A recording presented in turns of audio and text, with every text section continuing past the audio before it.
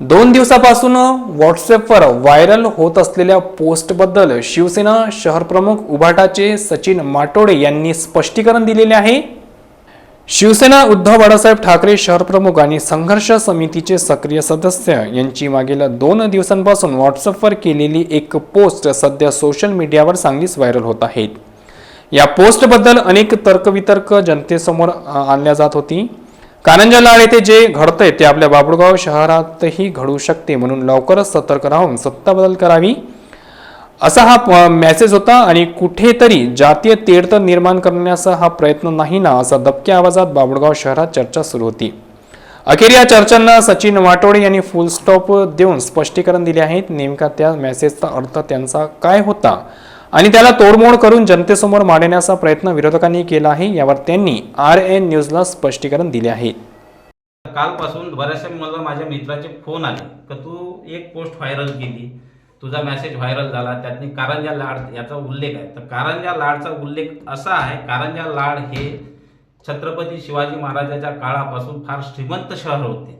त्या शहरातनी विदर्भातून पूर्ण कास्तकाराच्या मालाची आवक जावक होत होती।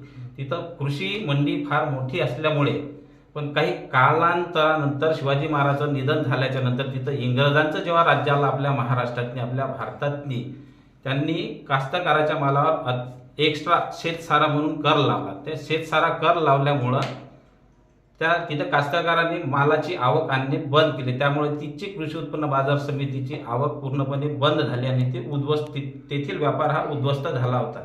म्हणून ते उदाहरण मी इथे दिलं। बाभुळगाव शहरात जो टॅक्स लागू होत आहे अतिरिक्त, आज बाभुळगाव शहराची जनता ही गोरगरीब आहे।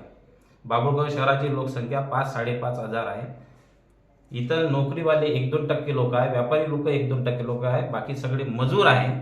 यांना जर आपण वर्षाचा 2 ते 3 हजार रुपये टॅक्स लावून राहिलो तर त्यांची 1 किंवा 2 हप्त्याची कमाई त्या टॅक्स पोटी जाऊ शकते वर्षभरात। म्हणून मी ते कारंजा लाड ही प्रत्याग दिली की तिथं कारंजा लाडमध्ये एक्स्ट्रा टॅक्स लावल्यामुळे तिची बाजार समिती उद्ध्वस्त झाली होती, तिचे व्यापार ठप्प झाले होते। तशीच पद्धत आपल्या बाभुळगावात पण चालू आहे, मनमानी कारभार चालू आहे। म्हणून मी त्या मेसेजमध्ये कारंजा लाडचा उल्लेख केला होता। कारंजा लाडमध्ये काय घडलं आणि तिथे कोणाचं सरकार आलं, कोणत्या राजकीय पक्षाचं सरकार आलं याच्याशी मला काही घेणं नाही।